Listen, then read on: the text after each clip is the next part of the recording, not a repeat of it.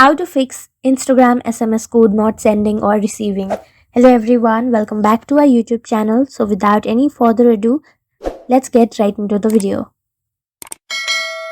So first, locate your Instagram application and then tap and hold on it. Go to its app info. Now go to permissions.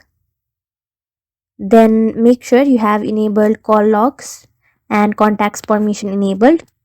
Also make sure you have not blocked your own phone number in Instagram. After that is done, if the problem still does not fix, tap and hold on the Instagram and then uninstall the app. Reinstall it back. After that, what you will have to do is, if the problem still does not fix, you can try and send the code or SMS code in email instead of SMS. So yeah, that's it.